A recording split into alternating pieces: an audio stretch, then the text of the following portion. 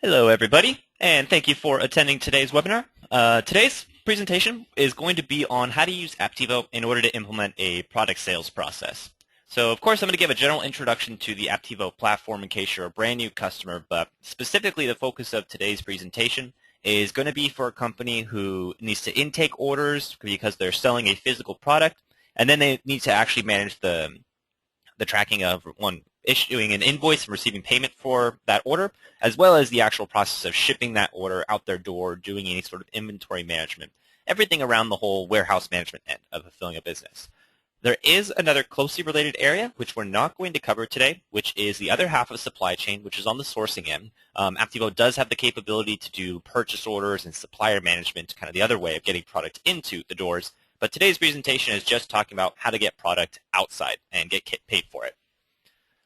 So, as a quick introduction, if this is the first webinar you've attended, the GoToWebinar software that you're using, there's an area in there where you can ask questions at any time. So throughout the presentation, if you have any questions, feel free to go ahead and ask them, and then I'll stop periodically to answer whenever I can. And just as a little bit of background information about me, my name is Todd Miner. I'm a product manager here at Apptivo. I've got a long technical background, but recently I've just been focused on doing presentations such as this, doing demonstrations with the customers, and really interacting with the customer base to figure out what they want and need out of the product. So let's go ahead and get started. Now, for the brand new users, we're going to kind of give that quick 5,000-foot view. Is Apptivo, it's a suite of integrated business applications that are all available through the cloud. So the way we've set up our system is it's a very simple pricing plan. You pay per user who accesses the business, and then each one of these users has access to all of the different applications available.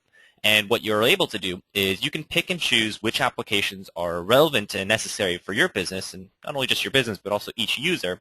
And then you get to kind of piece these apps together to put together certain business flows. So in today's presentation, we're going to talk about one specific business flow, which uses a set of apps from CRM, from supply chain, and also from financials.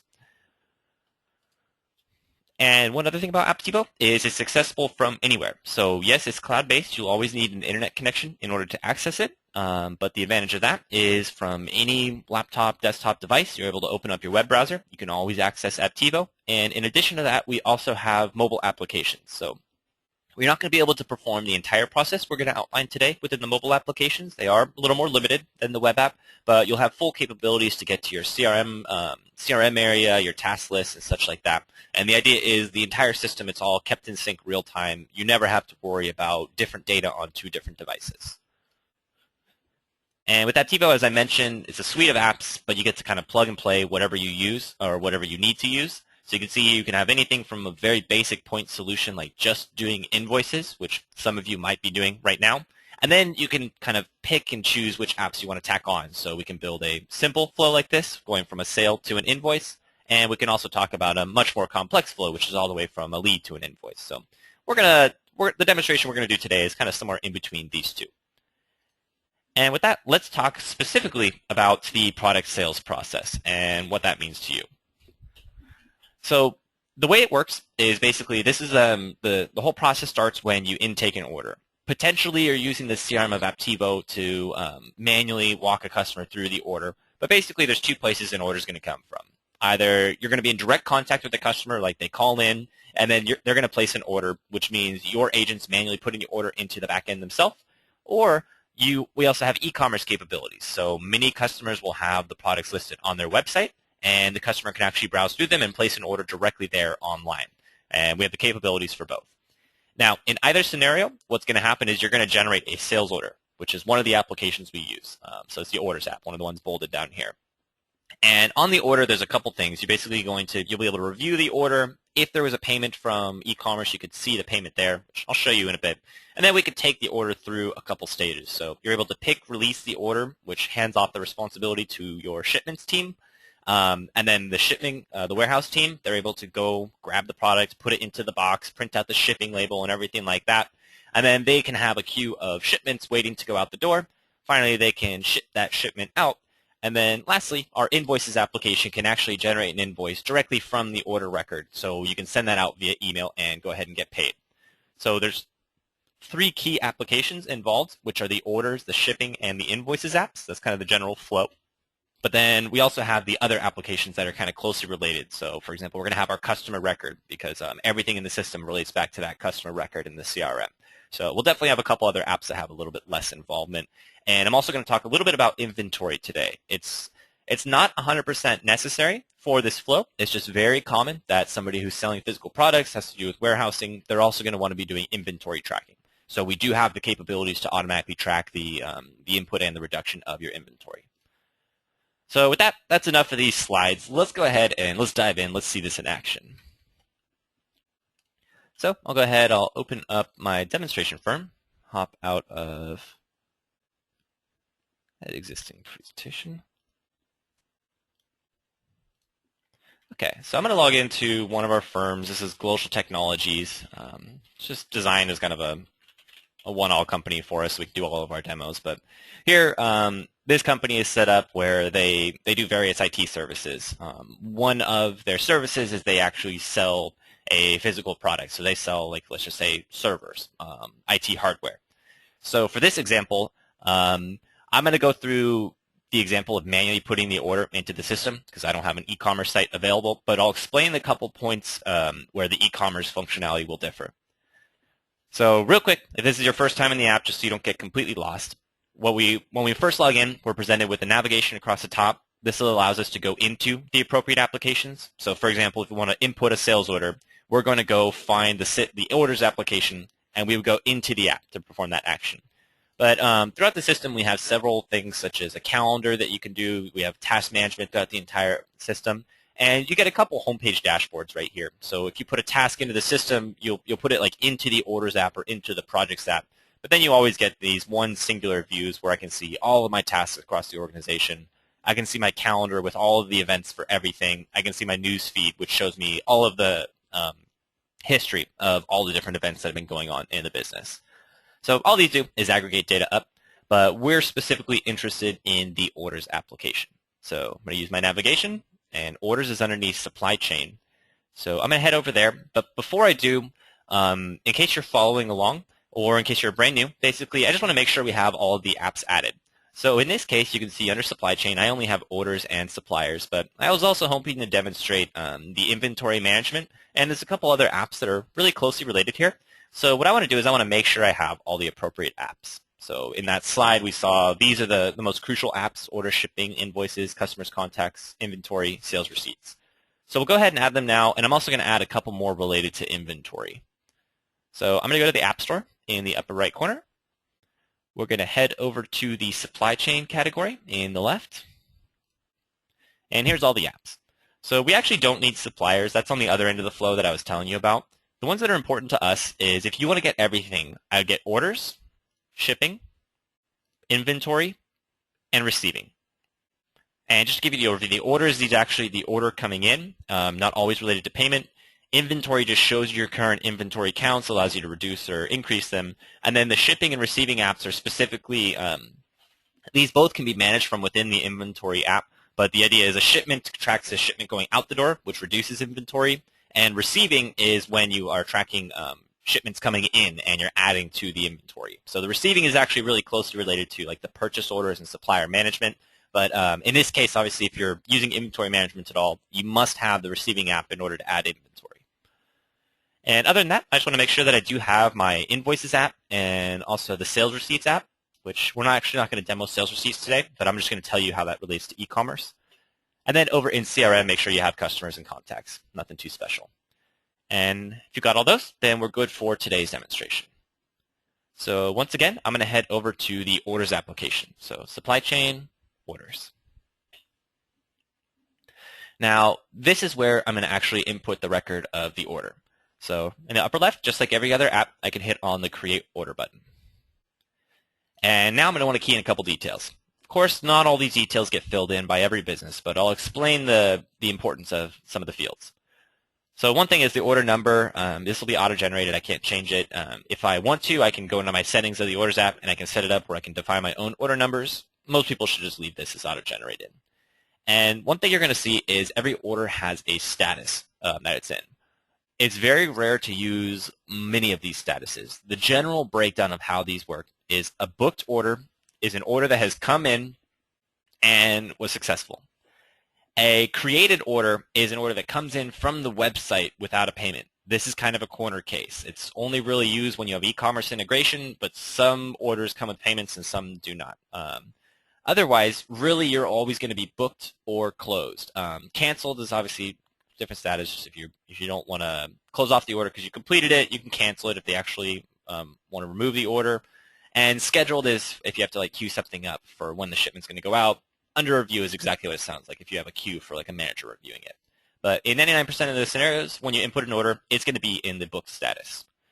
So the sales representative, obviously this would be you or whoever's inputting the order. And then the template is actually for the packing slip. So you'll see once we generate this order that I have a button to create a packing slip. So we actually have a nice drag and drop PDF editor that allows you to change the look and feel of the packing slip. And potentially you can have a couple different templates for how each packing slip would look. So let's say, for example, I have one packing slip for when I'm selling servers, but then I have another packing slip for when I'm selling like a complete package of equipment. Maybe I'm sending them an entire office worth of equipment, so I want to have like a different look and feel. Completely up to your business. These other items, these are all of the relations to those objects within the CRM. So I mentioned we have to use the Customers app, we have to use the Contacts app because everything links back to them. So the idea is if I punch in the customer name here, I'm always going to be able to go to that other Customers app and I'd be able to bring up a history of orders. So I'll link it up to one of my existing customers, Maxilon. And then what will happen is I have a couple contacts. One is you can just have a general contact for the entire order. Usually this doesn't get used unless you already have a billing and a shipping contact and they're different from each other. So really if you don't have 2 or 3 contacts related to this order, there's no need to fill out order contact. Affiliate customer is if another customer referred this order to you. Once again, fairly rarely used. Just certain companies who track that sort of thing would want to have it in there. Otherwise, sometimes like the company who sends you an order, they'll be sending you a purchase order, so you can track the PO number that they send to you, and you can type in a unique phone and email if you want it just for this order. Once again, these are pretty rarely used because normally the phone and the email, they're already going to exist on the customer record or the contact record. So let me just show you how that looks in case you're brand new. If I didn't already have a customer in the system, or let's say I didn't have a contact, this is a brand new person who I'm processing this order for, I can actually hit the Create New button, and then you can see some of the details that I'm able to key in. So yeah, I can define their first name, last name, and then this is where I punch in like their email.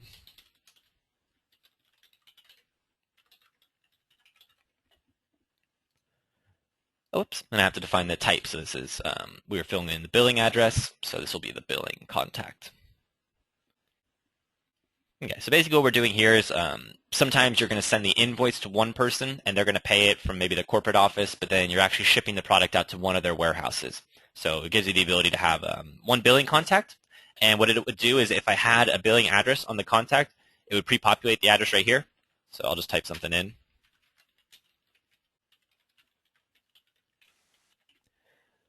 And then for shipping address, I believe I probably already have some contacts in here. Basically, when I do this search, it's actually going to show me only contacts that are already related to the customer. So it gives me a nice filtered list. And if I pick one of these, there we go. So what it'll do is it'll take the address off the shipping contact and put it in here. So if you have that scenario where you're dealing with a larger company with one corporate office and then several other locations like warehouses, whatever it might be, just make sure that you store the proper address in the contact record. And then when you fill out the order, you don't have to worry about retyping anything. The system will grab the proper address from the proper record and put it in here for you. Okay, and now we've got to do the most important part, which is actually what did you physically sell? One thing I should have mentioned is there's one more application involved in this. It's the Items app, which is your product database. We don't ever really have to go to the Items app. Like I can do everything from right here, just like the customer. I can create a brand new product from right here. Not a problem. So I can say, okay, HP, server, whatever it might be. And I could go define the price. So I can put a new product into my database. But you'll notice if I hit Add Items and I want to add another line item, I can also just start typing and it'll autocomplete for me, or I can search my entire existing product database and I can just pick which product I want to include. Okay, so I'll go grab my Dell server as well. If I wanted to update in the future, so you notice like it pre-populates my price and everything for me, you can make changes to all these products within your items application at a later time. So that's where you can just generally go in, you can browse through your products, make updates, add new products, and everything like that. So basically, I'm going to add all my products. So let's just say I've got 2. I can obviously key in the quantity. One important thing is usually when you're selling a physical product, you're going to have to charge some sort of tax. So the way it works in our system is inside of the settings area, there's a section for tax codes. Like if you aren't sure on how to set up the tax codes for your country, just, okay, well, tax codes, Manitoba, Apptivo. For the most part, as long as you're in one of our more popular countries, you should be able to just punch this in. How do I set up my tax codes? And we've actually given a breakdown for exactly how to do it for a bunch of regions. If not, you could at least kind of check out how we did it for that region, and it'll make it very obvious. The instructions are the same for the Invoices and the Orders app. It all uses the same tax codes. So then I just want to apply the proper tax codes depending on where I'm located and what product I'm selling, and where the customer is located. I might have to select a different one. So here in California, I would just have to charge California sales tax on both these products. So you'll see once I punch in those details, everything becomes auto-calculated. The only other item you might have is potentially the shipping at this point. So we can program in some shipping methods. Once again, they're available inside of the configuration. So here I could say, okay, well, I'm going to do priority mail, and I got a quote that's going to be like 280. You may or may not know the shipping at this point. Now, the last step is the payment. When you're manually adding an order from the back end, you almost never input the payment immediately. It's just not a common scenario. You see I have the capability to do it here, but it's just not something you do by standard. So really there's 2 ways you're going to get paid. One is if you're using an e-commerce website, this order is already going to be paid. I'm going to save it right now. I'm going to give it a net 30 credit, so you'll see just the payment details go away. I say I'm going to get paid in 30 days. And then when I create the order, you're going to see on the bottom there's a section for a sales receipt. So invoice/receipt information, and also payment information. If this order had come from an e-commerce website, we would see the details of how it got paid. We would see like the transaction number from the payment gateway, and we'd also see a link here to a receipt. And you can actually, that uses the Sales Receipts app, which is what I talked about earlier. And the receipt, once again, has like a nice PDF, so you can send out a good-looking branded receipt out to the customer afterwards if you'd like, and you also have a record of it. In this scenario, because we didn't have a payment, all this is blank, and this will remain blank. Now that the order is in the system, as we saw if we go back to our little flow chart, the order is generated. Now we need to pick release the order. So what pick release means is you have validated that the order is good, everything's okay, and you would like your warehousing team to actually go take this product off the shelves, remove it from inventory, and put it into a box. So in the upper left, I'm going to see the pick release button right here. So I'm going to pick release it. And it'll just show me a little message, and that'll be all okay. One really common thing that you're going to want here is it really depends on the size of company. If you have a larger company where one person is responsible for inputting the order and a completely different person is responsible for fulfilling the order, then it's going to be very important to set up a notification system for this. So that way when I pick release the order, my colleague knows to come into Apptivo and go process that order. So inside of each app, they're going to have a notifications area. So each user can come in here, they can go to orders, and they can find this order pick release status. And I can say, I would like to subscribe to the email feed. And probably for anybody on the warehousing team, I'd say any of these would be fine. So anytime they cancel, pick release, ship an order, just get an email notification about all those. So then you're kept in the loop with what's going on. But of course, we're always going to be able to filter our orders by the status that they're in. So here's those statuses we looked at up top. But as far as the shipment status, we have a couple other links over in the left. So we have orders awaiting shipment and shipped orders. So upon pick releasing the order, what it'll do is it'll bring it over into this orders awaiting shipment. So we can see order 115, which is what we just placed, is now available in this queue. So even if your warehouse guy is not subscribed to the email notifications, they can come into the application, they can look at orders awaiting shipment, and they'll see it waiting right there. They know that this order is ready to go. They need to pick it off the shelves and get it out the door. There's one other way to approach this, though. So right now, we're still in the orders application. We have not changed applications at all. But I mentioned earlier that we have a shipping application. So this, normally, if you have a small company, this is one person processing and fulfilling. You don't need the shipping application at all. I don't recommend using it. What the value that really gets added from that is when you need to separate the responsibilities of the two parties, and you may or may not want them accessing each other's information. So this way, you can have your warehouse team only be granted access into the shipping application. And that way, they're protected from seeing anything else like payment details. All they know is they've got this shipment and they need to get it out the door. So what we'll see is, although we can go to this queue that says orders awaiting shipment, I can also go switch over. I can go to the shipping application, and I'm going to have that same exact view. So now I can look by order status, and waiting to be picked is the equivalent. So now I'm going to see that same list of information, and I can also pick right here. So now I can come in, I can find my order, and I also have a quick little button to just pick it right here, but I can bring up the order in front of me. I can review all its details. You'll also see I have a link right back to the order, so I can click to the order. And then also, one thing that happened is right when we pick released it, down at the bottom of the order, you'll notice it put a shipment down there. So we can see exactly when it was pick released, who pick released it. It'll say how we're supposed to ship it, and also gives us a link to the shipment record. So the idea here is you've got your order. It's all pick release. You need to go grab it off the shelves. So in the process of getting it off the shelf, you might want to print out a slip, take it around with you, and then also you want to put that into the box with it.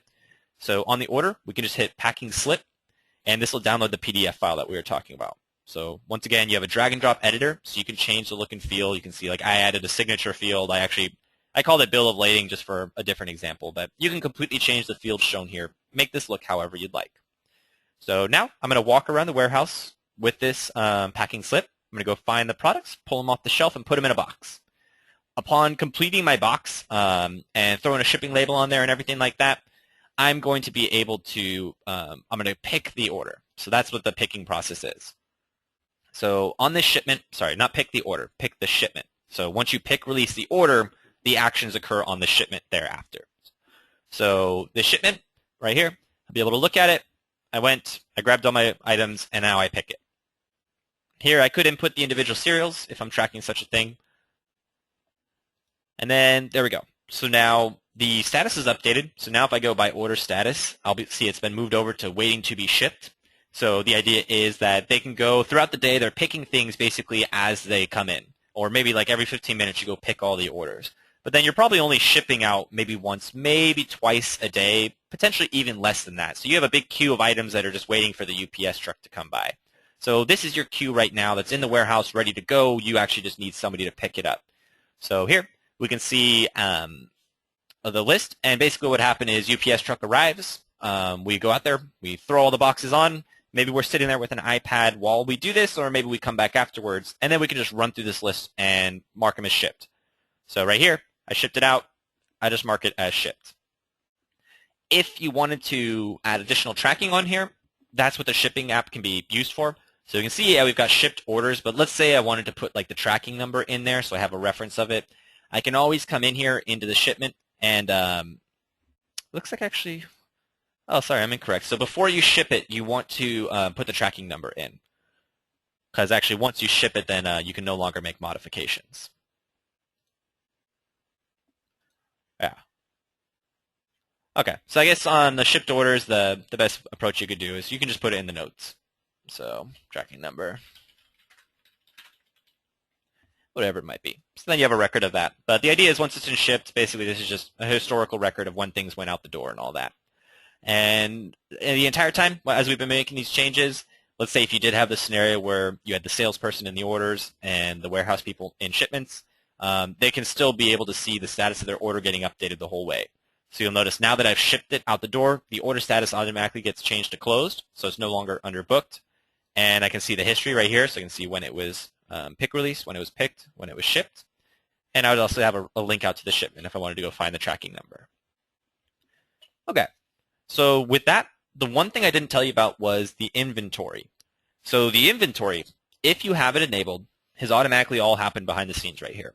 So the way our inventory works is inside of that product database, which I guess I'll show you real quick. So I'll go to the Items app, and let's go look at that Dell server product.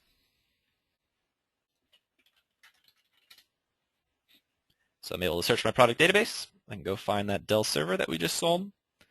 And you'll see we have many different settings and everything we can do for the products. The one important part is over here on e-commerce, there's a setting to track inventory. So basically, each product you'll have to determine whether you would like to track inventory for it or not. So you can see here, I do not currently track the inventory. So I would want to enable this if I was doing inventory tracking. Now, what that does when I enable it is now it'll add an inventory count. So once I enable that, there's an inventory management app under supply chain, and I'm going to be able to see the Dell server. So I can come in here, look at my items by directory, and right there. So Dell server, but it has 0 quantity. So normally I'd have to refill it first, so I'd have to get something in there, but let me explain like what just happened with the order. So let's say if I had used the Dell Blade server, you notice there's 10 on hand and 0 available. Normally, when you first put a product in, the on hand and available are the same. On hand means it is in your warehouse. Available means it can be sold. It has not been promised to anybody yet. So the way it works is when you input the order, immediately upon having the order in the system, if it's in a booked status, it's going to reduce the count from available. So let's say we had 10 and 10 to begin, and I just sold 2 Dell servers. So immediately upon creating the order, you're going to have 10 on hand, 8 available. Upon shipping the shipment, the inventory is reduced from on hand. So on the very last step when I hit ship, like when the UPS truck actually took it out of my warehouse, then that upon shipping it, then my on hand would then go down. So eventually, you basically would just process all these orders, and as you ship them out, your inventory is automatically getting reduced. If you were trying to fill in an order for a product that did not have sufficient inventory, our application will warn you and tell you you don't have inventory, you need to go order some.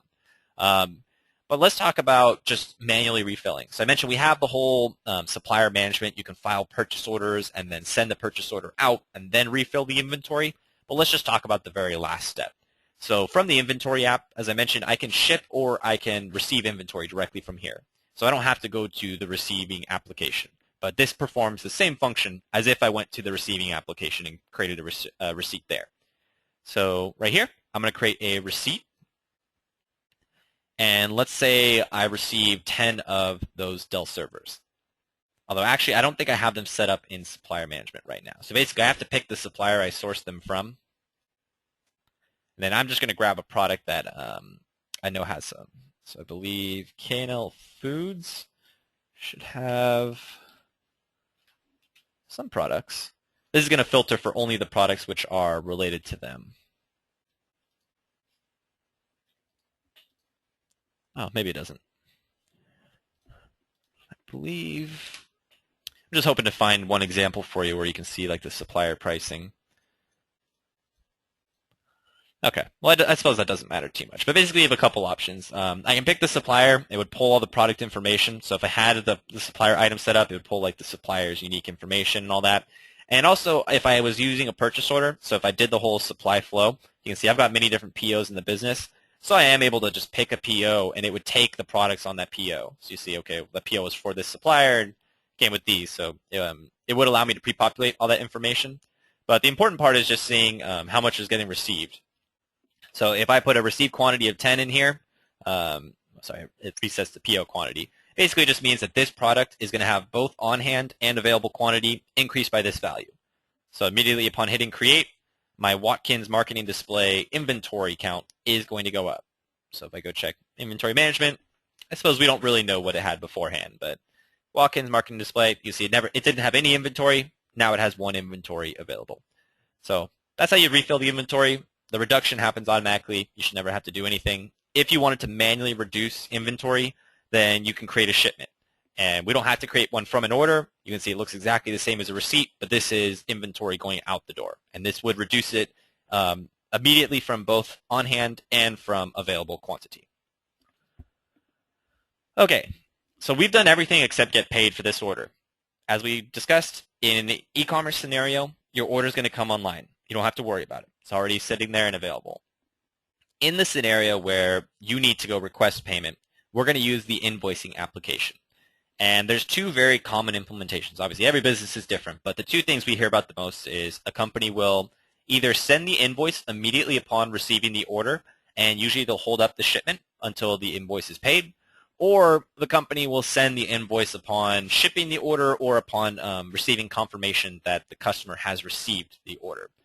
You can generate the invoice whenever you'd like. You saw on the order I was able to pick the payment term and all that. Basically, you do whatever is right for your business. But at any point throughout the process, whenever you'd like, you're going to want to go to the Invoices app. So under the Financials category, I go to Invoices. Now, inside of the Invoices app, I'm just going to hit that big blue Create Invoice button, and there's an option to generate an invoice from an order. So we want to do this step. And what it'll do is it just shows you a list of your recent orders. So order 115 for Maxilon, that was the one that we were just working on. So what it'll see is it'll pull over all the proper customer and contact information that we had selected. Here's all the products, their quantities, the tax codes. It's all done automatically. These things right here, these are just custom fields that I have in my business. You can define as many different pieces of data that you'd like to appear on the invoice. Completely up to you. You just use our custom attributes feature and the PDF template editor. Once again, we have several different templates that you could use. We have a nice drag and drop tool to change the look and feel of the invoices. Lots to do with just the Invoices app on its own. But the important part here is we have online payments that can be integrated. So if you want to connect like your PayPal account or authorize.net to immediately receive payments online, you can do so. But of course, you can tell them that you accept checks and just have the payment sent manually via mail. So here, shipping and handling, it's automatically added. Potentially you didn't have it at the last stage, so you'd have to add shipping and handling here. We could also discount the order. I could say, okay, we'll give them a 10% discount. Do whatever I'd like, type of custom message, all that. Many different systems. We even have a system to store credits. So maybe if they had, last time you shipped them some products, some of it was dead on delivery or dead on arrival, and maybe you had to credit them for a couple products. So you can actually search. You can see this customer has $8,000 in credits left. So I'd be able to say, okay, well, let's give them we'll just credit out the whole thing if I want. But I don't really want to do that. Oh, yeah, so I can get rid of all their credits and there's still a balance of $1,344. So that's kind of cool. Got to show you that example. And basically the last step is we need to deliver this invoice to the customer. If you're okay with emailing it to them, we have a built-in flow right here. I can deliver this via email. It'll take the email address on the customer record, pre-populate it right there. I can type in additional recipients if I'd like. And then this message inside of the email, this is templatized. You can change the text to be whatever you'd like. You can see we have several different templates that you could select. You can build your own. And then you'll see there's a PDF file, which is actually attached to the email. And then inside of the email body, you get like the same kind of breakdown of what's included in the invoice, but you also get a link to pay it directly online. So the two ways you're going to get paid. One is, hopefully, they pay you online. It's much easier if it's done this way. So they're able to review that invoice. They could just click Pay Now. So this is where if I had additional payments like credit card processing or something like that, they'd pop up. And this is just your standard PayPal payment. Basically, this is just we'll connect to whatever payment gateway that you had, and they would complete it there. If they pay online through a gateway, then the invoice is automatically marked as paid. Everything's going to be done for you. You don't have to worry about it. But let's say that they printed out the PDF file that they sent them. So they had this PDF file downloaded to their computer. They printed this out, and then they sent you a check in the mail for $1,344. So in that case, I can always look at my invoice, and then I'm going to be able to record my payment. And I can select, okay, they sent me a check, reference number. You'll see it'll pre-populate to the remaining value. We do have the capability to log a partial payment. So I could record, let's say, 500 right now, and then I will leave this unchecked. So what that does is it'll record the payment here. I can see the balance is going to be updated, and then I could resend it with the updated balance to request the rest of it.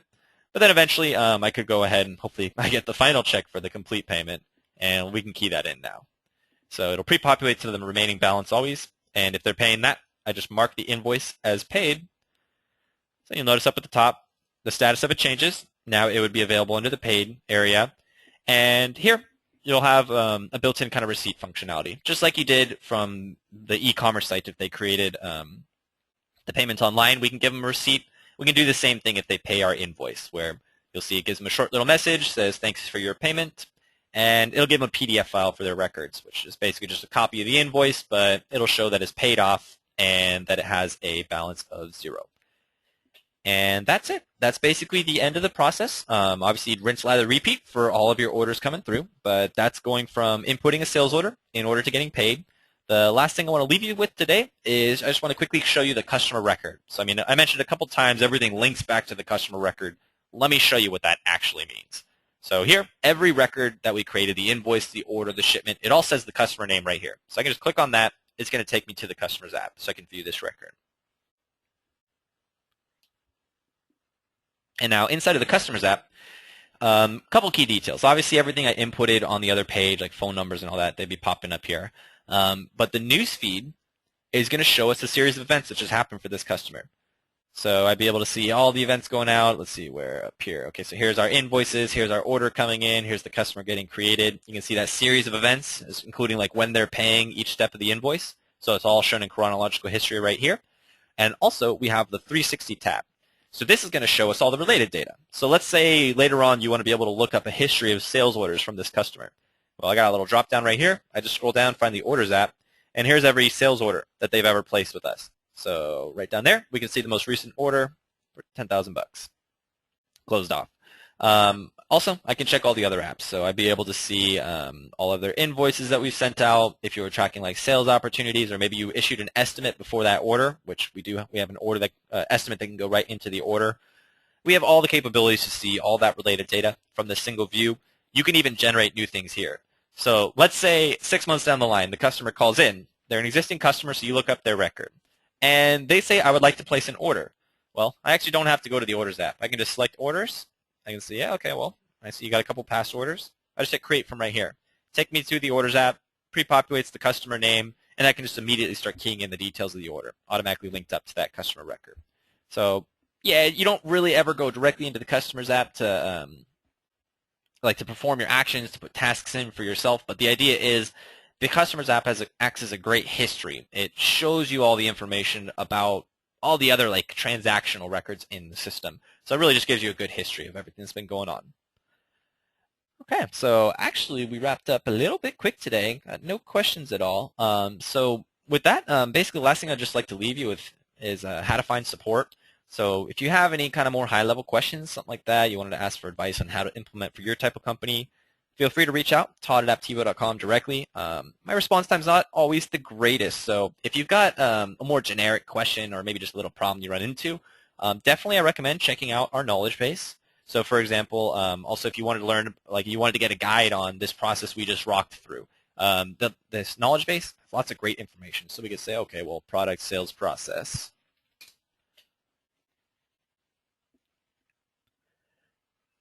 And then you can see many different items right here. Also, never give up on Google.